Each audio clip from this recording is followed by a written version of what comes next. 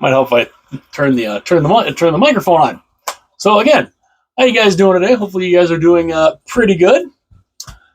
Wanted to do this video. It's kind of a little personal video here today.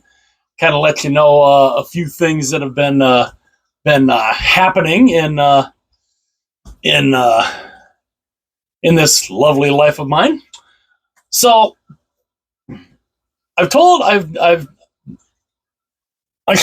suppose we'll start on a kind of a little comical note, because I've got pretty decent eyesight, but there's some like real small letters I really have trouble, like real trouble kind of trying to read.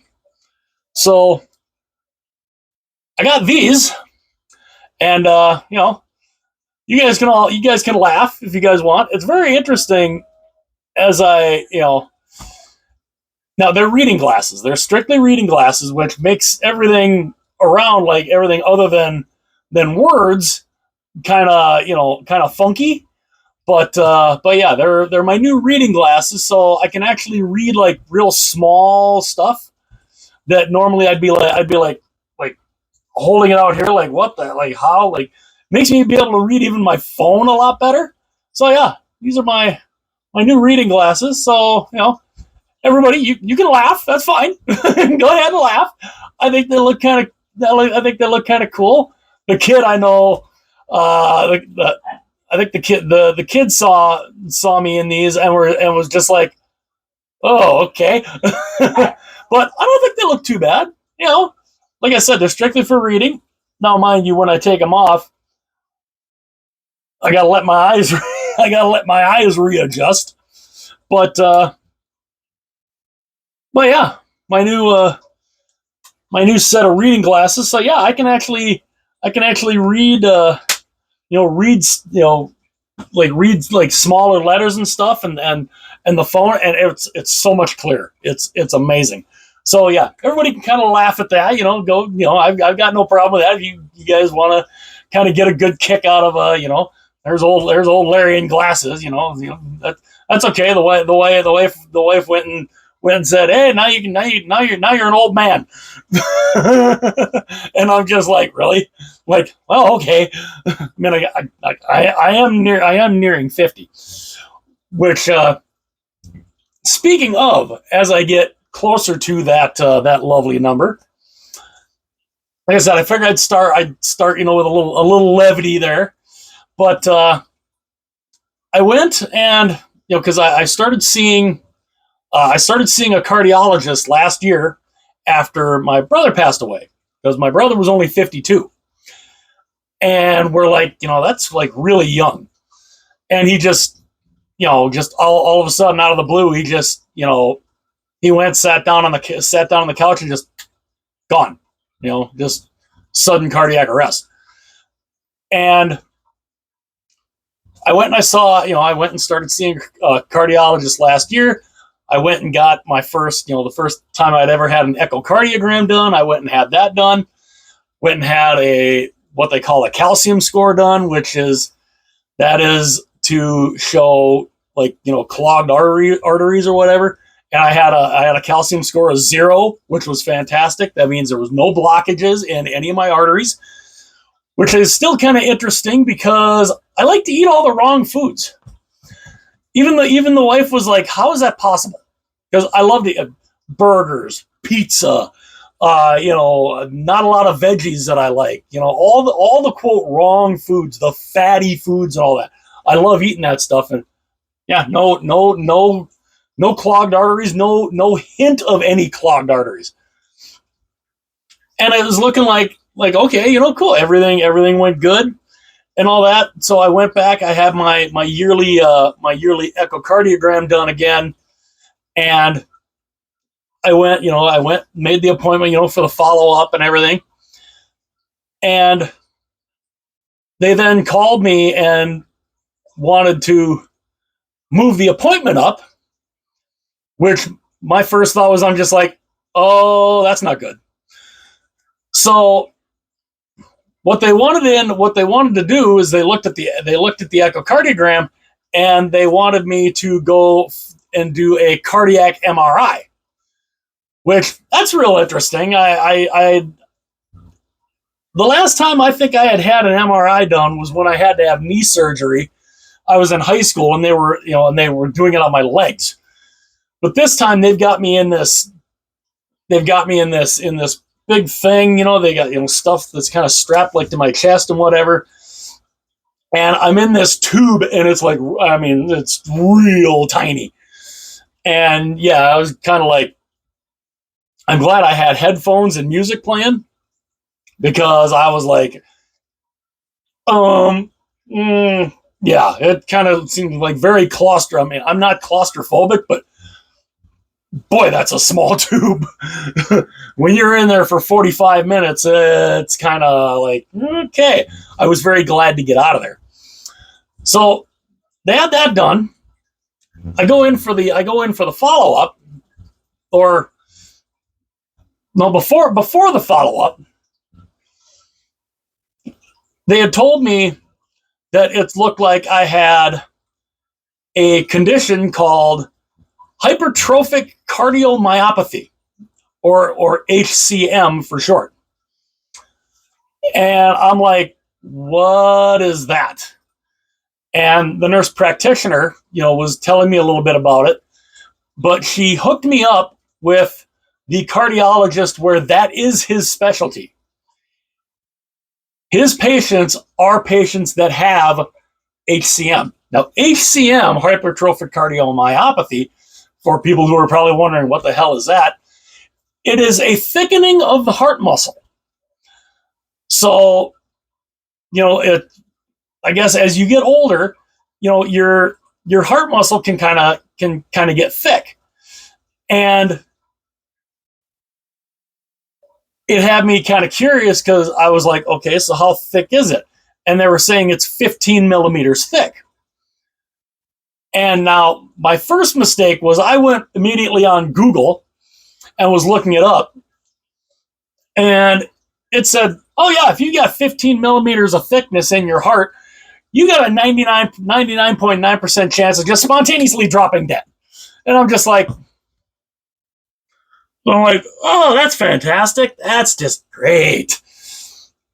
Fortunately, they're like, yeah, don't trust Google. Then I went and I actually found a reputable article from the Mayo Clinic on it, and was kind of reading up on that. This is all leading to the point where I finally got to meet the cardiologist that I have, that this is his specialty. And he went, and of course I had all kinds of questions, like I even gave him, I was totally half joking. Fortunately, he had a good good reaction to it, which oddly enough, he liked hockey. I told him about my channel, and he might have actually subscribed. So hopefully he did. And if he did, I thank him very much. But I was just totally kind of half joking. I went and did the old, give it to me straight, doc. How long do I got?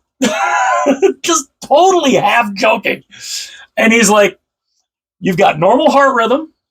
Your heart's pumping good, because what hypertrophic cardiomyopathy does was as the muscle thickens up, the heart has to work harder to pump blood. So what it can do is, as your heart is trying, it's having to work harder to pump the blood through your system, what it can do is it can send you into an irregular heartbeat, which then can send you basically into a heart attack where you can die. And looking up, before I met the cardiologist, they wanted me to go see a geneticist. So I went and saw the geneticist over at Abbott Northwest in Minneapolis. That's where the Minneapolis Heart Institute is. They're very good. That's one of the best heart hospitals in the country, which is awesome, because I'm like, okay, I'm in good hands here. So they do the cheek swab, and because I had heard that there were heart issues in in the family because I had an uncle who passed away at 50 and I'm 48. So it's like, okay. And oddly enough, I remember talking to my aunt and I was asking, I'm like, how old was grandpa when he passed away? He was only 64. He passed away when I was 10. He passed away in 1988. My uncle, who was 50, passed away in 2008. And my aunt sent me a picture of his death certificate, and right there, main cause of death, it said hypertrophic cardiomyopathy. Now, he has 3 boys, and it seems like it's the males on the side of the family. So I was telling one of my cousins, I'm like, yeah, you guys might want to get tested for that. You guys might want to get, go get genetically tested for it, because if your dad had it and passed away from it, chances are you guys have it. So if you get tested for it, you can, start, trying to, combat it, because we all want to live long lives.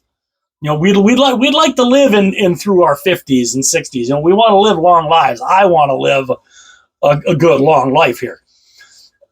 And it did come back. I have the gene for it. And I'm like, great, that's fantastic. Which I'm happy, at least, because I would have been a little ticked off if it would have come back that there would have been, no sign of any genetic predisposition to HCM, because then I'd have been like, are you freaking kidding me? But it came back that, yes, there is that there is that gene for it. So I meet the cardiologist. I'm talking to him. I'm asking him different questions. And he does go and tell me that it's looking like I may be a good candidate for, now they don't call it a pacemaker, but it's a defibrillator. And, I was kind of reading through this, understanding implantable cardioverter defibrillator, an ICD, which I take as, I'm like, great, I'll have a pacemaker before I'm 50. But it's a little different than a pacemaker. It's not completely a pacemaker. I think a pacemaker, there's a little more, there's a lot more that goes into a pacemaker than that does, because apparently what that does is they just kind of go in and they put it like right under your skin. And as I was reading up on it, they basically then they have to find a vein to send the lead wires into your the chambers of your heart. So if you have an irregular heartbeat, it can shock your heart back into normal rhythm. Which fortunately now, I do have a thing on my watch, which the wife and I are looking at upgrading.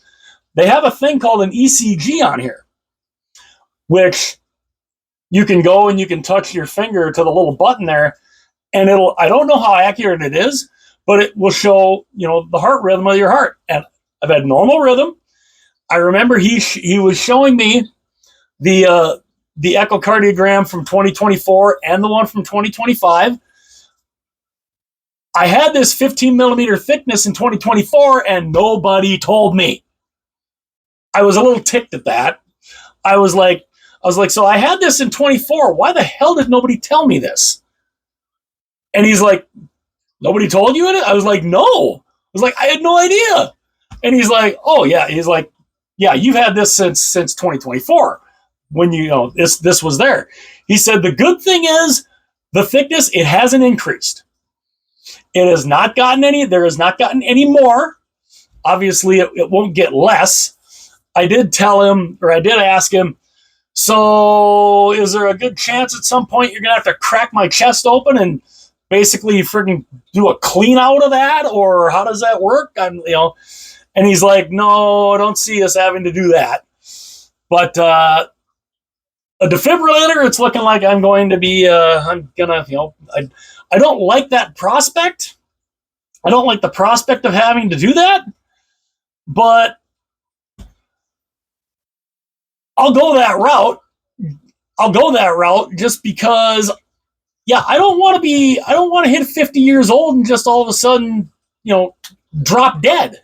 I don't, like I said, my uncle was 50, my brother was 52. Granted, my brother, who in his autopsy report, that was another thing too, the cardiologist wanted to see a copy of my brother's autopsy report. So I had to go through the Hennepin County Medical Examiner, and cool thing is, I mean, they keep all those records. That was fantastic. And being I was next to Ken, I got his autopsy report sent to me in a PDF for free.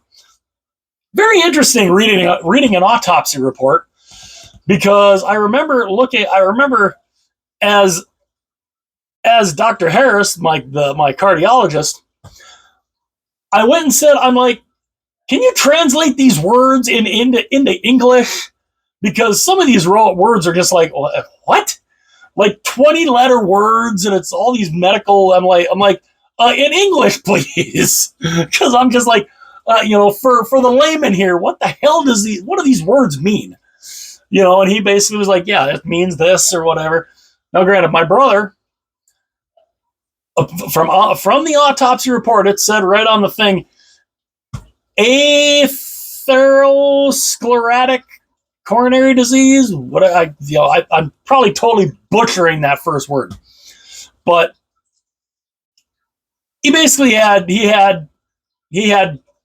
clogged coronary arteries. He had between 70 and 85% blockage of his coronary arteries. So we're thinking that's probably what he passed away from. But he did have 15 millimeter thickness of the heart muscle. So he did have hypertrophic cardiomyopathy. That's not what took him, though. And so, yeah, I've been talking to a couple of my cousins, and I'm like, yeah, you guys might want to get tested to see if you have HCM. I also am in the process of trying to get, there's a form I think I got to fill out. I got to go over to like Office Depot or Office Max, and I got to print out this form to basically send to Wisconsin, because we were trying to look up, because my dad passed away when I was in college. Now, mind you, my dad, I had not seen after about the age of 6 years old, because when him and my mom got divorced, he was out of the picture completely. I didn't see him. I never saw him again. But I remember I was in college, and I came home one weekend, and Mom had told me that she had gotten a phone call, and they were looking for me, and I'm like, who? I was like, who's looking for me? And she said that he had passed away. And I'm like, oh, okay. But they needed me to give permission to donate his organs, because apparently, I don't know if he ever got remarried or if he had any kids. If he didn't get remarried, then I don't know, I guess legally. If he did have any more kids, they might have been too young to give that consent, so it fell to me. And I'm just like, yeah, go ahead. So looking back at that, I'm like, okay, this was, and we found out, okay, it was 1998 that he passed away. It was October of 1998, so I'm in my second year of college. And I looked back on the copy of my birth certificate. Now, I was born in 1977. He was 27 years old. So, passing away in 1998 in October, that means I had just turned 21. So he was 48 years old when he died. I am 48 right now. So I got to go print this thing out because I'm going to try and get a copy of his death certificate to see what he passed away from. Because if he passed away from HCM or he had signs of HCM too, then I got screwed on both ends. Now, of course, if I get his autopsy report and it's like, oh, he died in a car accident, well, okay. Well, then we'll be like, well, that okay. Then we know that. Then we know, okay, well, it was then kind of pointless, but good to look into anyway. But yeah, so, and of course the cardiologist telling me, just keep up on your yearly echocardiograms. Everything still looks good right now. Good heart rhythm. Heart rhythm's normal. No AFib or anything irregular or anything. So, cross my fingers that continues. And I asked him, I said, is there anything that that I could take or something to keep the heart muscle from increasing in thickness? And he's like, not at the moment. And that's something I guess they worry about when the thickness increases. But of course, I'm just, and there's me all, being all paranoid of, geez, the odds of, I mean, yeah, what I don't want to have to deal with is obviously I don't want to have to have them go in, crack my chest, and be able to, and have to go into my heart and basically, like vacuum all the whatever is in my left ventricle. I don't like that prospect. I don't like the prospect of having to get this defibrillator, which another thing I asked about with the defibrillator, I went and, because it'll shock your heart back in if it detects an irregular heartbeat. And I went and said, so what happens if I'm laying down on the bed and one of our dogs goes and jumps up on my chest right in that spot where the defibrillator is all of a sudden it going to hit it in the right spot, and then all of a sudden I'm going to be like, and he's like, no. He's like, no, that you don't have to worry about. I'm like, oh, good. But it was kind of like, there's me all of a sudden, dog jumps up, something stupid like that. Me, of course, trying to have put a little levity in there, a little comedy, try to make a little more upbeat because this is and stuff like this. I mean, that's you're talking life and death, and I'd like to hang around a while. Like I said, I'm only 48 years old. I'm not sure when. I mean, I guess obviously I would have to talk to whoever I would, I don't know if there's necessarily, I mean, he didn't necessarily say there's like a time frame that I would have to have that defibrillator put in. But, yeah. So, yeah, I just try to, make sure the old heart doesn't, keeps working. Because like I said, I'd like to be around a while. Like I said, I have a 14-year-old stepdaughter. I'd like to see graduate high school. I'd like to be around for that. And, so yeah, so that's basically what's been going on with me lately. And yeah. Fun stuff. Fun stuff.